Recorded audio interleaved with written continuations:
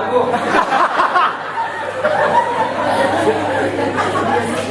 Bapak paling atas ya. Mana Bapak?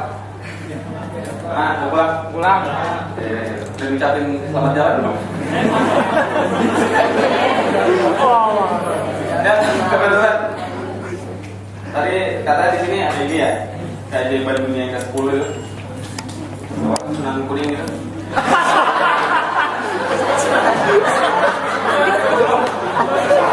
Wah, dia jago ini. Kadang paling jalan kita ngajakin di situ. Ayo. Kita obat mereka ya. Datang aja lagi. Mas obat Pak, istighfar Pak. Astagfirullahaladzim. Mas, saya Kristen. Nah teman-teman, kenalin nama gue Zawin. Bagus. Kemarin gue baca berita. Beritanya itu ada tulisan iPhone 5 meledak dan kena mata penggunanya. Dan ternyata ada yang pernah baca berita itu kan? Dan ternyata bukan iPhone 5 doang. Kemarin temen gue beli tab. Itu kan ada akseleratornya. Tapi kata-kata meledak. Taunya dia belinya tab with shocking suara.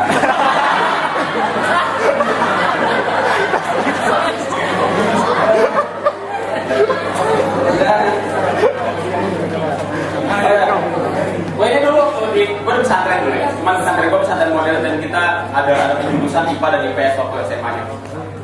Dulu gue pengen banget masuk IPS. Ya teman-teman ini hukum IPS kan. Hukum IPA. Kok kacau di kampus. IPS aja lo, gak masuk IPA lo. Enggak, gue pengen banget dulu pengen masuk IPS. Gue pengen banget dulu. Cuman orang tua gue maksa gue, ibu gue khususnya maksa gue untuk masuk ke IPA. Karena ibu gue pengen banget gue pintar matematika. Dan sekarang gue rasa masih banyak orang tua yang beranggapan seperti itu. Beranggapan bahwa anak yang cerdas adalah anak yang pintar matematika. Sedangkan anak yang pintar di bidang lain itu gak dibilang cerdas. Sekarang gini teman-teman, untuk anak-anak yang tidak terlalu mencintai matematika, buat apa mereka belajar matematika terlalu dalam? Karena lu belajar matematika dari SD sampai SMA, persamaan linear, dua variabel, kakak pakai pas lagi beli somai. ya kali untuk beli somai. Bang beli somai bang, kalau somai 1 tahunnya 2 kan 2.000, kalau somainya 2 tahunnya 3 kan 3.000, berapa kan ada 1 somai?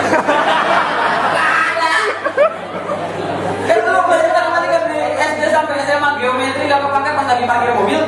Ya kan kali itu parkir mobil. Ya Pak, ya dosen ke sumbu 7 cm ke sumbu Y. Dan kalau menurut gue pendidik, gue mahasiswa pendidikan di UIN. Di UIN Jakarta. Gue mahasiswa pendidikan. Oh iya, sekarang nih UIN banyak banget yang bilang katanya UIN itu sarang ISIS ya. Ngomong anjir, itu keselin ya. Maksud gue kenapa harus ISIS dari sekian banyak teroris yang ada di UIN gitu? Masih ada kayak itu ya. Yang ngebom juga banyak. Ya, lagian gini men. Ini kerudung juga nih. Bukan Pak, lu kerudung ISIS ya. Bukan itu ada kumisnya. ISIS Darja. Lagian ISIS itu men. ISIS itu sarangnya bukan di UIN. ISIS itu sarangnya di kereta api.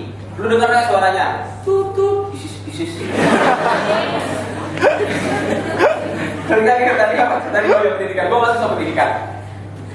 Gue pernah ngajar anak SD sampai SMA, gue pernah ngajar. Pelajaran berhitung tuh, yang lucu tuh waktu pelajaran berhitung kelas SD gitu. Gue tanyakan anak-anak habis 1 berapa, gak ada yang tahu. Gue tanya lagi anak-anak habis 5 berapa, masih gak ada yang tahu. Pas gue tanya anak-anak habis 10 berapa, pojok kanan ada nunjuknya, silakan Jack King Pak. 10 Jack King. Gue tanya anak-anak dari 1 sampai 9, angka yang paling besar berapa, ada yang nunjuk lagi, silakan 2 Pak, kok 2 kan dokter. Ya, salah anak-anak, dari 1 sampai 9, angka yang paling besar itu 9, kok 9 Pak, iya kan, kiu. Dan kalau menurut gue ya, pendidikan sekarang itu gak beda jauh sama pada saat zaman kolonial. Karena hanya bisa dinikmati oleh kalangan atas. Sedangkan kalangan bawah hanya bisa menikmati pendidikan dengan infrastruktur seadanya. Bedanya pada saat zaman kolonial kita dijajah oleh bangsa Belanda dan sekarang kita dijajah oleh bangsa kita sendiri. Lo tau kenapa kita dijajah oleh bangsa kita sendiri? Karena bangsa kita gak bisa ngejajah bangsa lain.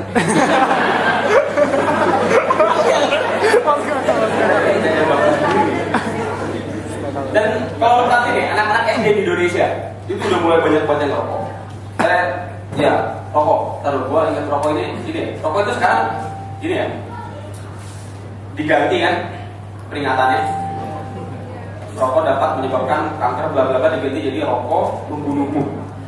Yang benar tuh, rokok itu membunuhmu, tapi tidak membunuhku. Gue yang rokok, gue yang mati.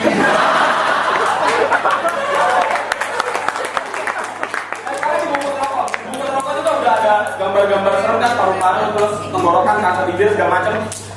Itu kalau menurut gua gambar-gambar serem kayak gitu yang dibungkus rokok niatnya untuk mengurangi angka perokok di Indonesia itu nggak terlalu berpengaruh di Indonesia, nggak mengurangi angka yang signifikan. Kenapa? Karena orang-orang Indonesia kebanyakan beli rokoknya batangan. Dan lihat bungkusnya juga. Dan kan kayak tadi anak SD sekarang ini udah mulai banyak banget yang ngerokok ya kan. Kalau diperhatiin, kenapa bisa banyak anak SD yang ngerokok? Karena memang Indonesia adalah satu-satunya negara di Asia Tenggara yang belum membuat regulasi penjualan rokok kepada anak di bawah umur. Nah, hukum bener kan?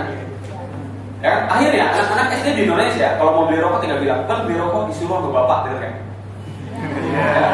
Oh nggak bilang, "Bang, beli rokok disuruh ke tukang dagang."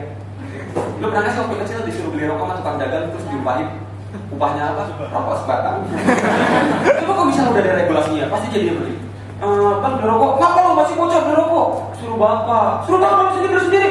Dia pulang, bapaknya datang. Mas beli rokok? Oh jadi lu yang nyuruh anakmu tadi beli rokok? Iya, bisa beli rokok buat anak saya. Apa jadi suruh anak tuh? Diupahin bro, upahnya apaan? Rokok sebatang. Nah teman-teman, gue ini dulu sebelum masuk UIN, gue dulu di pesantren SMP, SMA, gue di pesantren 6 tahun gue di sana, di salah satu pesantren modern daerah Banten. Sampai sekarang masih banyak orang berpikir katanya lulusan pesantren cuma bisa ngaji dan ceramah. Sok tahu. Kok nggak bisa dua-duanya? Dan pesantren gue itu dulu, itu kita ya, pesantren gue tuh di Banten. Itu masuk ke kampung lagi, ke kampung lagi, tuh kampung banget. Kampung banget. Itu ayam masuk rumah juga buka kaki itu apa sih? Itu kampung banget nih. Orang di Jakarta malam minggu anak muda pacaran itu janjiannya di mall. Di sana nih, malam minggu anak muda kalau pacaran janjiannya di Indomaret. Biasa orang kalau pacaran itu kan telepon gini ya. "Halo sayang, aku udah di Senayan City nih, aku di lantai 1, kamu di mana?" "Oh, aku di lantai 3. "Oh ya udah, aku kesana sekarang." "Oh di sana." "Sayang, kamu di mana nih?" "Aku udah di Indomaret nih." "Oh iya sayang, aku juga udah di Indomaret." "Kamu di mana?" "Aku di depan Rakmi."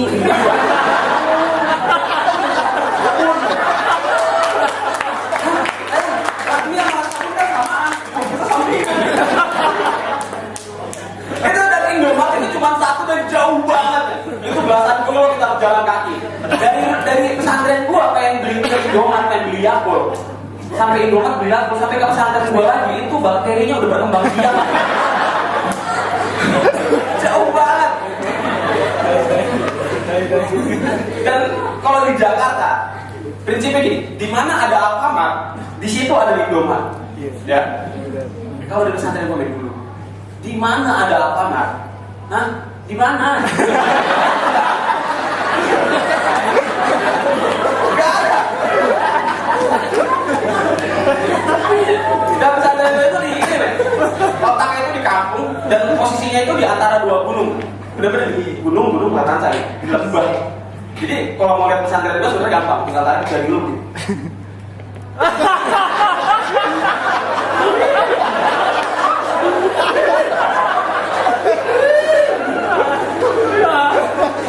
Tawa-tawa. Boleh saya lihat pesantren saya?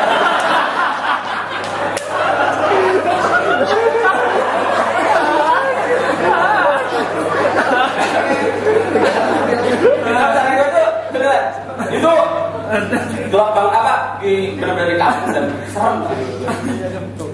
Gue dulu pernah ya, kalau di pesantren gue kan gedungnya ada 7. Ada 7 gedung, kita ada sekitar 18 hektar. Ada 7 gedung untuk asrama putranya. Itu kita kalau malam suka gantian, kita ronda malam. Gue pernah ronda malam di gedung yang paling pojok gitu loh. Nah, kita ronda berempat. Yang satu bersihin kamar mandi, kita pengen ngerokok. Yang satu bersihin kamar mandi. Kita kan gak enak rokok, rokoknya rokok dia juga kan gitu.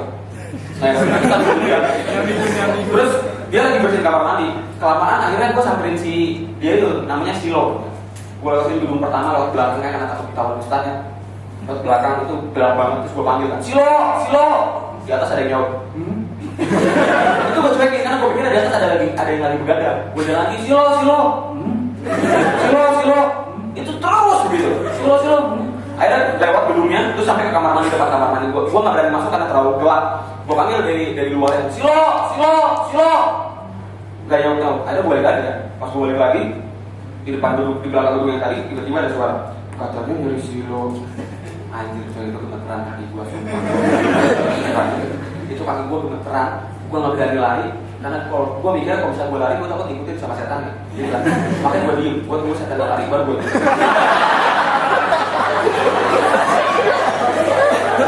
terus habis itu, gue jalan ke gedung gue tadi kan, jalan pelan-pelan, terus gue teriakin temen gue 2 orang yang masih ada di gedung pojongan.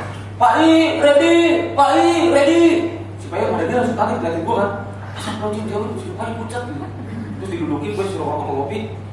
Santai, terus ada yang bilang pucat, terus manggil gocek kan muka gue sampai putih. Coy, udah butuh suntik, cek, vitamin C. Habis itu kita bertiga lagi kan balik ke tempat yang tadi nyari si Susilo itu. Nyari, pas udah bertiga itu gue langsung berani tuh bang, serentak. Gue teriakin, anjir lu setan lagi pada di bawah. Cek.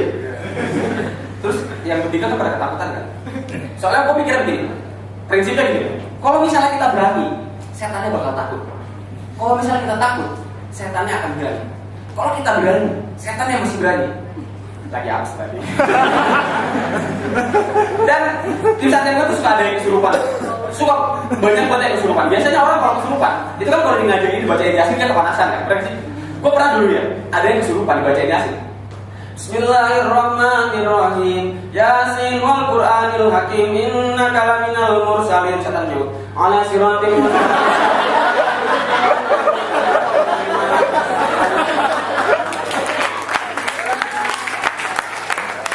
Apalagi ya. Habis baca Yasin selesai, kita baca Al-Waqiah. Bismillahirrahmanirrahim. Idza waqa'atil waqi'ah laisa liwaqa'atiha kadhibah khafidhatur rafi'ah. Itu setan diam aja. Enggak hafal dia. Selesai baca Al-Waqiah, sadaqallahul azim. Setan ngomong, diri. Salah. Tweetnya salah. Kalau belum mati ketemu saya baca guna gua harokah. Katanya anak santren. Makanya waktu selama di pesantren kita nggak pernah nonton film horor. Ya kita setiap hari nonton horornya live kan. Orang nonton film horor, pocongnya keluar dia teriak, pocong. Kita nonton film horor, pocongnya keluar. Di pocongnya di belakang kamar mandi nih. Dengan film aja loh. Makanya gue suka heran sama acara TV itu dunia lain tuh. Dunia lain tuh aneh. Kita tuh kayak nonton satu orang disorot sama kamera malam-malam, terus dia komentarin hal sekitar. Udah cuma itu. Jalan-jalan, astagfirullah, di sini ada pohon. Daunnya warna hijau, ada akarnya. Semua pohon juga gitu. Jalan-jalan, astagfirullah, putih-putih, aduh, semuanya kayak salah dikit itu kuburan. Aduh, putih-putih, ini bener putih-putih malam. Sebelum, kuntilanak gimana kan? Dia berarti sebelum, Allah Akbar. Kuntilanak punya, syahadu an la ilaha illallah. Jadi ajar. Dan kalau dulu ya dunia lain itu coba lihat, dunia lain itu dulu yang jadi apa namanya? Yang jadi paranormal itu kan serem-serem, bapak-bapak, tulisan, cekotan, jambang, hidung keluar. Namanya juga serem-serem. Joko Bodo, Kejar Dewatoro, macam-macam. Sekarang paranormal dunia lain siapa? Cewek indie gue cakep, malam-malam pakai hot celana tank top. Jangankan setan, gue juga demen. Ya terus mediasi juga. Siapa ini? Budi dari Palembang, Mbak. Paspornya Budi, kan sudah kelas. Ya 2 juta rupiah.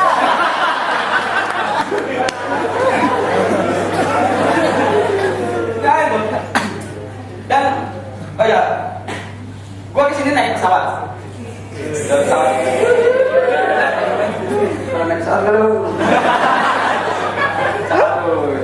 Gue pesawat kan tadi kan apa sih kalau kena awan itu kan turbulensi gitu ya. Gue ketakutan tuh panggil si mbaknya itu, mbak pramugari. Mas ini mbak, ini kok pesawatnya getar-getar kenapa ya mbak? Oh nggak apa-apa mas, ini tadi di depan ada polisi tidur kan. Dan biasanya kalau keluar dari pesawat kan kita ada pramugari kan di pintu keluar kan. Selamat jalan gitu kan ya. Itu pasti nadanya beda. Kalau sama kan nggak mungkin kan. Selamat jalan. Beda juga anjir dia. Itu nadanya beda-beda. Selamat jalan. Itu tergantung orang yang keluarnya siapa. Kalau misalnya ganteng, dia bilang selamat jalan. Kalau biasa aja, selamat jalan. Kalau jelek, tuh pintu.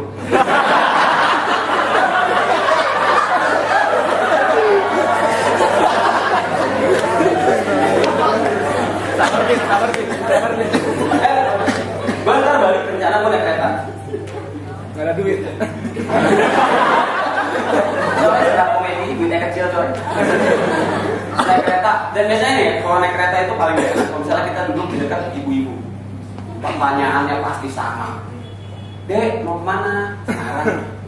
Oh Semarang, ada kuliah apa kerja? Kuliah bu, kuliah di mana? Di UIN bisa apa? Pendidikan bahasa Inggris bu. Oh pendidikan bahasa Inggris, ada tuh teman ibu di sini.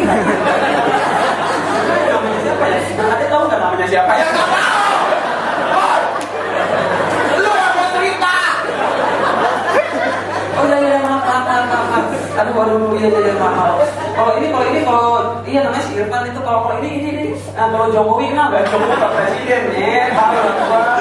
Oh ya maaf. Kalau Budi dari Palembang kenal apa?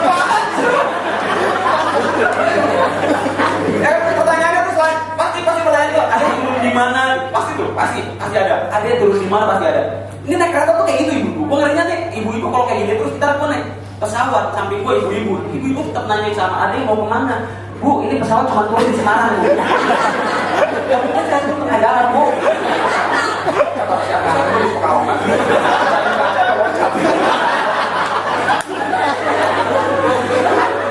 Ibu-ibu kayak gitu kan. Dan gini teman-teman, gue ini dulu di pesantren. Cerita lagi. Gue dulu di pesantren tuh biasa ngeliat cewek-cewek yang berjilbab itu alim gitu. Makanya gue nanti kalau misalnya gue punya istri, gue pengen istri gue tuh yang alim, cewek gue yang alim. Tapi setelah gue cari-cari, nggak ada cewek yang alim itu bohong. Lihat aja cewek setiap tahun ya pas bulan puasa nggak ada yang pernah puasa full 1 bulan.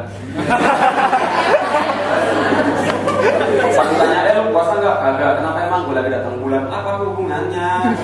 Puasa itu dari terbitnya fajar hingga tenggelamnya matahari. Gue buka. Kayak beneran gue suka sama cewek yang alim, cewek berkerudung gitu. Tapi banyak bilang katanya cewek berkerudung tuh kuno gitu kan. Kan banyak loh kerudung hijabers yang gaul-gaul gitu kan. Ya, yang di warna-warna di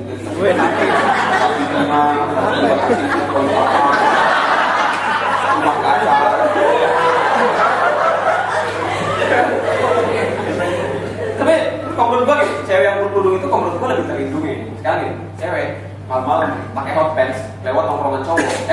Cewek pakai hot pants malam-malam naik motor bertiga, pikiran sampai-sampean. Coba kalau pakai mukena.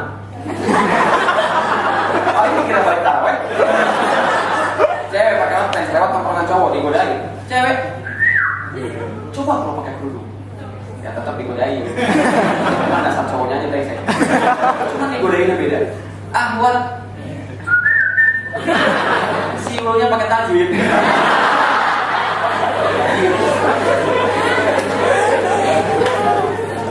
Dan sampai sekarang itu masih banyak orang yang berpikir katanya pesantren mah kuno, nggak modern, ketinggalan zaman. Jangan salah loh, banyak sekarang pesantren modern. Contohnya pesantren gua, yang bahkan sehari-hari kita nggak ngomong bahasa Indonesia. Kita sehari-hari ngomong bahasa Arab dan bahasa Inggris. Minggu pertama bahasa Arab, minggu kedua bahasa Inggris, gitu terus seterusnya. Pas lagi bahasa Arab kita ngomong bahasa Arab. Ayo ashab, habina sholat jamaah di masjid. Bisa gua. Pas lagi bahasa Inggris, pas lagi minggu bahasa Inggris, kita juga ngomong bahasa Inggris. Come on, let's go. It's time to provide. Let's go. Makan masalah terlepas suka. Tapi, kira banyak yang bilang katanya lulusan pesantren mah nggak jelas. Lihat aja dia lulusan pesantren, teman gua lulusan pesantren tapi mabok-mabok. memabokan. Gue bilang gini loh teman-teman, kita nggak bisa dong menyimpulkan sesuatu yang sangat besar hanya dengan mengambil satu sampel. Itu sama kayak gara-gara statistik tak perlu air segala, gara-gara saya menolak rusak susu 11, gara-gara satu anak boker di depan kali ubah. Maksud gue gitu, sebagus apapun pohon pasti ada satu buah yang busuk dan itu jatuh ke bawah selalu dilihat. Yang bagus ada di atas, nggak pernah kelihatan karena penutupan daun. Anak pesantren juga ada yang mabuk ada. Ya tapi kan sebagian gitu, itu yang selalu dilihat yang busuknya. Dan lagian gini men, anak pesantren kalau mabuk juga beda. Anak non pesantren dia mabuk dia rusuh dia sembarangan ngomong. Kalau anak pesantren dia kalau mabuk dia nggak rusuh dia nggak sembarangan ngomong. Dia sembarangan baca Quran. Jadi anak pesantren kalau mabuk baca Quran ini. Ya bataqadibungkus anuka. Dan bacanya dalam gereja. Dibaca tanya ngomong Allah, lainnya mau jalan.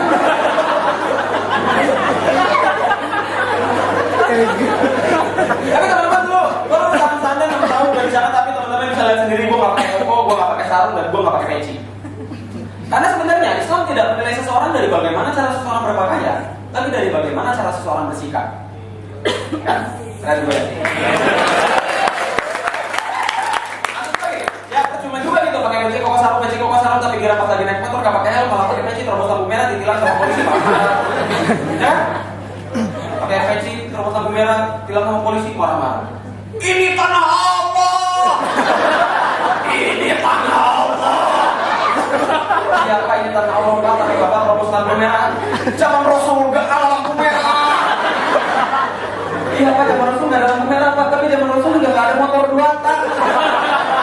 Kalau bapak mau terobos lampu merah Pak, jangan naik motor, naik onta. Onta nggak ada yang 2 tak. Sekarang buaya.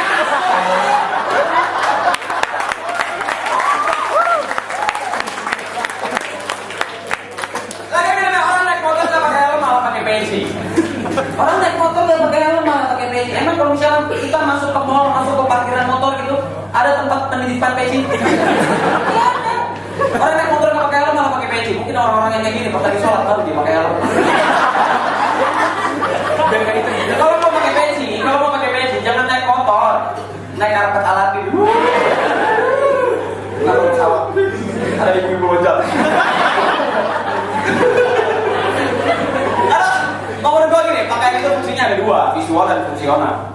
Enak dilihat dan bisa merepresentasikan sikap. Ya percuma juga gitu pakai peci koko sarung, tapi kira pas lagi bulan puasa, ada warteg buka, pada udah kasih tirai, tetap digerebek, kan kasihan. Gua belum kenyang. Ya percuma gitu pakai peci koko sarung, tapi kira pas lagi di atas panggung lagi ceramah kepala orang dipitik. Injak-injak. Siapa yang bisa hari jubu itu? Jangan pas lagi ceramah itu, ada suami salah dipanggil, suami tadi usia. Pas lagi di depan langsung paling ikut. Hai usia wanita kain.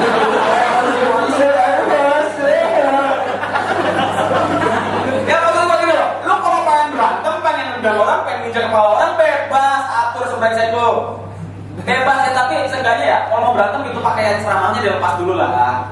Gue gak bilang pakaian Islam ya, pakaian Islam yang penting hanya menutupi aurat dan tidak menunjukkan logo tubuh. Pakaian pesantren peci koko sarung lu lepas dulu nya, gitu. Lepas dulu, toh Drop juga pas lagi nyemek gak pernah pakai peci. Gue juga pas lagi nyemek gak pernah pakai sarung.